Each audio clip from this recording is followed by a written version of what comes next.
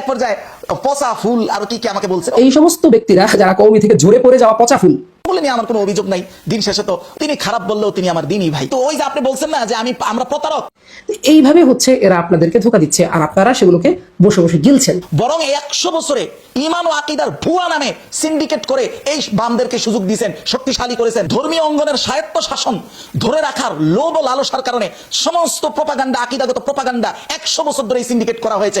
আমরা সেগুলো একটা একটা করে এগুলোর দ্বার খুলে দেব ইনশাআল্লাহ। আমাদের এক প্রিয় দিনী ভাই আমাকে খণ্ডন করেছে। আমার প্রশ্ন হলো যে ভাই একটু মাথাটা খাটিয়ে দেখেন তো, যে সে দলিল দিচ্ছে জামাতের আমিরের অবস্থার সাথে ইউসুফ আলাইহিস সালামের অবস্থার, যেখানে হযরত ইউসুফ আলাইহিস সালাম রাষ্ট্রীয় আইনকে পিছনে ফেলে দিয়ে আল্লাহর আইনকে মেনেছেন, আর জামাতের আমির সাহেব আল্লাহর আইনকে পিছনে ফেলে দিয়ে রাষ্ট্রীয় আইন মানার জন্য রাষ্ট্রীয় আচার হিসেবে সে ফুল দিতে গিয়েছে বা খাম্বা পূজা করেছে। এই যে বিষয়টা, সে যে কেয়াস করলো, সে কোন ধরনের আলেম যে সে যে কেয়াস করলো, তার কথার সাথে তার দলিলে তো মিলই নেই। রাজওয়ান রফিক হিসেবে খুব খুশি হয়েছে। তো বিষয়টা কি আমি একটু খুলে বলি। জামায়াত ইসলামের মুষ্টিময় কিছু নেতা ওনারা যে শহীদদেরকে ফুল দিয়েছিলেন রাষ্ট্রীয় আচার হিসেবে, যদিও এটা আমাদের কোনো সংস্কৃতি না, কিন্তু ওভারনাইট তো একটা জিনিসকে পরিবর্তন করা আপনি পারবেন না, আর অলরেডি আপনি তো ক্ষমতাই নাই। তখন রাষ্ট্রীয় কিছু বাধ্যবাধকতাকে মেনটেন করে চলতে হয়। উদাহরণ হিসাবে আমি হযরত ইউসুফের ঘটনা বলেছিলাম। হযরত ইউসুফ আলাইহিস সালাতু ওয়াস সালাম যেভাবে তার ভাইকে ওই রাষ্ট্রের নিয়ম অনুযায়ী তার ছোট ভাইকে রাখতে পারেন নাই, উনি সেখানে একটা কৌশল করে চুরির ঘটনা সাজায়া নিজের ভাইকে রাখার চেষ্টা করেছিলেন। তো উনি বলতেছেন হযরত ইউসুফ রাষ্ট্রীয় বিধানকে বাদ দিয়ে আল্লাহর বিধান মানছে, আর জামায়াত ইসলামের নেতারা আল্লাহর বিধান বাদ দিয়ে রাষ্ট্র বিধান মানছে। যেখানে হযরত ইউসুফ আলাইহিস সালাম রাষ্ট্রীয় আইনকে পিছনে ফেলে দিয়ে আল্লাহর আইনকে মেনেছেন।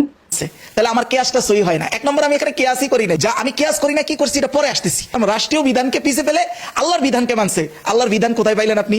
হযরতে ইউসুফ আলাইহিস সালাম সূরা ইউসুফে বলাই হয়েছে যে চুরির বিধান তোমাদের এলাকায় কি? ওটা কি আল্লাহর বিধান ছিল? কোন কিতাবের বিধান ছিল এটা? মানে বনিয়ামিনকে যে চুরি করলে যে চোর তাকে চাইলে গোলাম বানায় নিতে পারবে, এই বিধানটা কি আল্লাহর বিধান? কোন কিতাবের বিধান? আল্লাহর কোন আসমানি কিতাবে বিধানটা ছিল?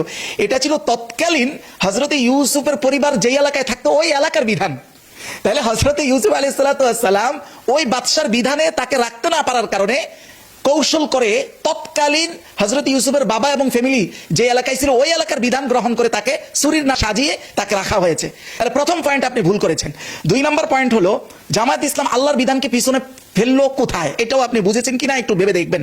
আসেন, আল্লাহ তো নিজেই বিধান দিয়েছে যে কুফুরির মতো, শিরকের মতো কঠিন জিনিস যেটার কোনো ক্ষমা নাই, সেটাও আল্লাহ নিজে বিধান দিচ্ছেন যে সেটাও যদি কেউ বাধ্যবাধকতার কারণে করে তাহলে সেটা জায়েজ। এখন কোনটা বাধ্যবাধকতা, কতটুকু বাধ্যবাধকতা, এগুলো আমি পরে আসবো। আগে এই মূল রেফারেন্সটা দেখেন। সাবিলুল মুহতাদিন ইলা শারহিল আরবাঈন আন-নাওয়াওয়িয়্যা, এই কিতাবটা ছাপা হয়েছে দারুল আলামিয়া মিশর কাহিরা থেকে, 1 নম্বর খণ্ড 429 নং পৃষ্ঠায় এই কথাটা বলা হয়েছে যে আম্মাল ইকরাহ, বাধ্যবাধকতা, যেটার ক্ষেত্রে আল্লাহ বলছেন ওয়ামান কাফারা বিল্লাহি মিন বাদি ঈমানিহি, ঈমানের পরেও যদি কেউ কুফরি করে তবে কি হিসাবে করছে? ইল্লা মান উকরিহা, বাধ্য হয়ে করেছে। যদি এমন হয় তবে তার অন্তরে যদি সেটা ধারণ না করে, আল্লাহ ইল্লা বলে ইস্তেসনা করছেন, তার মানে এটা ক্ষমা। এবং স্পষ্ট কিতাবে বলা হচ্ছে, ব্যাখ্যা করে যে ফারাফা আল্লাহ তাআলা হুকমাল কুফরি আনিল মুকরাহ, যাকে বাধ্য করা হয়েছে তার থেকে কুফরির হুকুম পর্যন্ত উঠে আনিছেন। বাধ্য হয়ে কেউ কুফরি করলে আল্লাহ এটা কুফরি হিসেবে ধরেন না। ওয়ামা দুনাল কুফরি মিনাল মাআসি, আর যদি কুফরি ছাড়া কুফরির থেকে কোনো নিচের কোনো গুনাহ হয় আর সেটা যদি কেউ বাধ্যবাধকতার কারণে করে, তাহলে তো বলা হয়েছে ওয়াহুয়া মিন বাবিল আউলা, সেটা তো আরো উত্তম ভাবে আল্লাহ ছাড় দিচ্ছেন যদি সেটা বাধ্যবাধকতার কারণে হয়। এখন কথা হলো জামায়াতের আমির কি এটা ইবাদতের জন্য করেছেন? আরে ভাই, ইবাদত হইলো তো সবাইকে এটাতে উৎসাহ দিতেন। মুষ্টিময় কয়েকজন নেতা দায় সারার মতো কাজটা কেন করছেন? কেন বা আমরা এটাতে সন্তুষ্ট হইতে পারি না? আমরা তো জানি যেটা কৌশল, কিন্তু আমার দিনী ভাইরা জানে না, যারা খেলাফত কায়েম করবে। আচ্ছা, উনি বারবার বলছেন রাষ্ট্রীয় আচার হিসাবে, যদি তিনি এটা ইবাদত হিসাবে করতেন তাহলে নির্ঘাত এটা বেদাত হতো। তো যেটা ইবাদত না সেটা তো বেদাত না, আর সরাসরি এইটা কোনো শিরকের পর্যায়েও কেউ বলে নাই। হ্যাঁ, তবে এটা অপসংস্কৃতি। তো অপসংস্কৃতি হিসাবে যদি অপরাধ হয় তাহলে এটা কুফুরির থেকে তো নিচের অপরাধ। তো একটু আগে তো কিতাবে এটাই বলা হয়েছে যে বাধ্যবাধকতার কারণে কুফুরির চাইতেও যদি নিচের কোনো অপরাধ হয় তাহলে উত্তম ভাবেই বাধ্যবাধকতা থাকলে এটা ছাড়। এখন ওনারা আবার বলবেন যে বাধ্যবাধকতা কাকে বলে? বাধ্যবাধকতা ওনাদের কাছে শুধুমাত্র জীবন চলে গেলেই এটা বাধ্যবাধকতা, মানে আপনার জান চলে যাচ্ছে, এইটাই শুধু বাধ্যবাধকতা। কিছুদিন আগে আমার একদিনই ভাই এটা নিয়ে বিতর্ক করছে, দীর্ঘ বিতর্ক। তাহলে শুধু জীবন চলে যাওয়াই কি বাধ্যবাধকতার অন্তর্ভুক্ত? সম্পূর্ণ এই ধারণা ভুল। এটা যে ভুল এটা কিতাব থেকে দেখাবো, তারপরে সামাজিক অবস্থা থেকে দেখাবো। আসেন, ফতোয়া দুক্তুর হুসামি আফানা উনি হচ্ছেন এটা একটা কিতাবের নাম, ওই লেখকের নাম হলো হুসামউদ্দিন বিন মুসা মুহাম্মদ বিন আফানা। ওনার এই কিতাবের 125 নং পৃষ্ঠায় উনি বাধ্যবাধকতার অনেকগুলো ক্যাটাগরি বলেছেন, যে এই যে যতগুলো বাধ্যবাধকতার আয়াত আসছে কোরআনে, যে ফামানি তুররা গায়রা বাগিন ওয়ালা আদিন ফালা ইসমা আলাইহি, যদিও এটার কনটেক্সট ছিল শুধু হারাম খাবারের ব্যাপারে, কিন্তু এই আয়াতটা শুধু হারাম খাবারের উপরেই বলতেছে না, এটা পুরো একটা মূলনীতি যে বাধ্যবাধকতার অনেক কিছুতে হতে পারে। এটা উসুল বিজ্ঞান বলেছেন, এখান থেকে মূলনীতিগুলো বের হয়েছে। শুধু আয়াতের কনটেক্সটের উপরে সীমাবদ্ধ থাকলে তার মূলনীতিতে রূপ নিত না। তাহলে এখানে বলতেছেন বাধ্যবাধকতা বলতে কি কি বলা হচ্ছে, যে ওয়াহিয়া আনতাতারা আলাল ইনসান হালা মিনাল খাতার, মানুষের অনেক সময় এমন কিছু বিষয় কষ্টকর বিষয় হয়, আওয়াল মাশাক্কা শাদীদা, মাশাক্কায় শাদীদা কি জীবন চলে যাওয়া, অত্যন্ত কোনো কষ্টকর পরিস্থিতি, বিহাইসু এমন যে ইয়াখাফু হুদুসা দারারিন, সে কোনো ক্ষতির আশঙ্কা করতেছে, আও আযাবিন নাফস, অথবা জান চলে যাওয়া, এই জান চলে যাওয়া এর মাত্র একটা ক্যাটাগরি। এরপরে বলতেছে আও বিল উদবি, অথবা কোনো অঙ্গ হানি হওয়া, আও বিল ইরদি, অথবা সম্মান হানি হওয়া। তো সম্মান হানি হওয়া আর অঙ্গ হানি হওয়া কি এক জিনিস?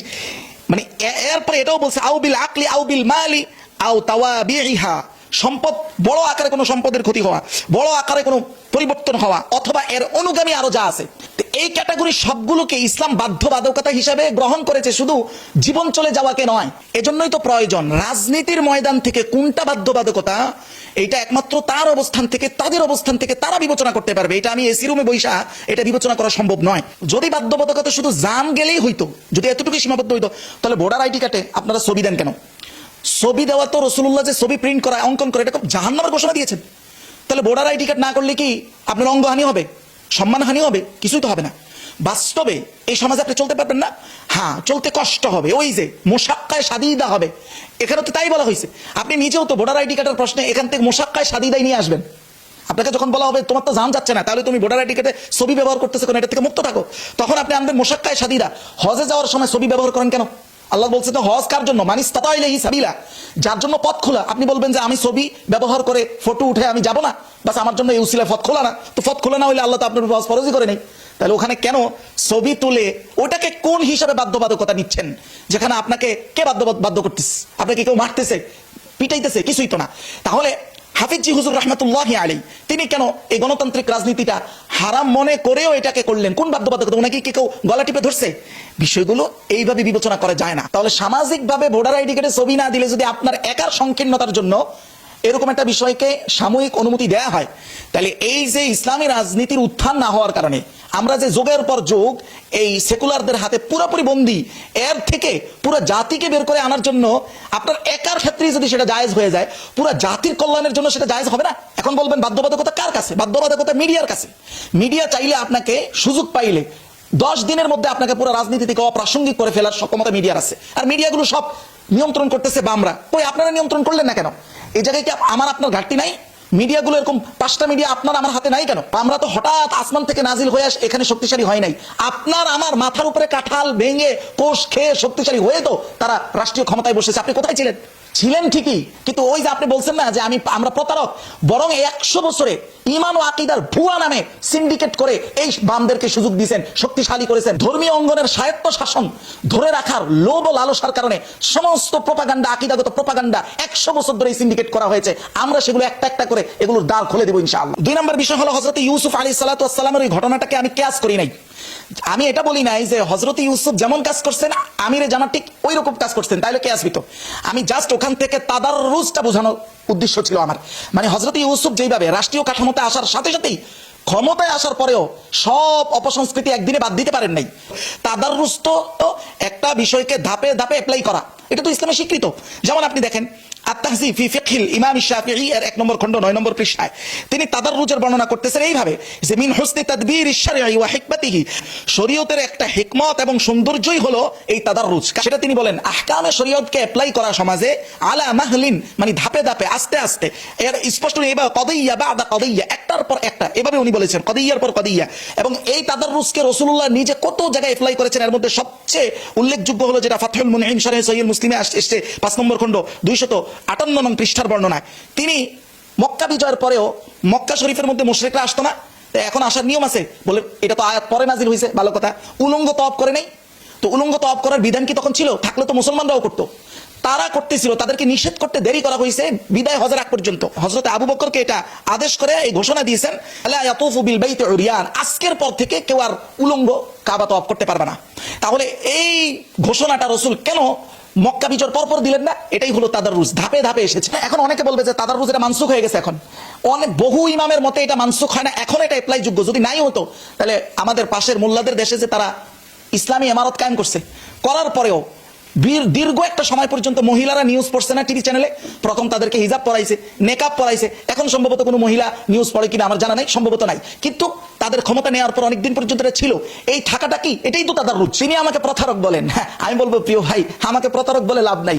এই যে 100 বছর ধরে সেকুলারদের মলমূত্র খাইতে বাধ্য করেছে কারা, এই 100 বছরের ভুয়া ইমান ও আকিদার নামে ভুয়া সিন্ডিকেট গুলো করে, এটা তো সবচেয়ে বড় প্রমাণ। আমাদের রেজন রফিকি ভাইকে দেখেন না, উনি সেই মানুষ যিনি আপাদমস্তক সৈয়দ আবুল আলা মওদুদী রাহিমাহুল্লাহর কথাকে বিকৃত করেন। আমি এগুলো সামনে আসবো, অসুবিধা নাই, এটা সব আমি জমা রাখছি, আসবো ইনশাআল্লাহ। সেই মানুষটা আবার নীলুফার আপার কথা কোন কনটেক্সটে বলছেন, ওরে তাহকিক রে, উনি এক পর্যায়ে পচা ফুল আর কি কি আমাকে বলছেন। ওগুলো নিয়ে আমার কোনো অভিযোগ নাই। দিন শেষে তো উনি আমাকে ভালো বললেও তিনি আমার ঘরানার ভাই, কওমি ভাই, তিনি খারাপ বললেও তিনি আমার দিনী ভাই।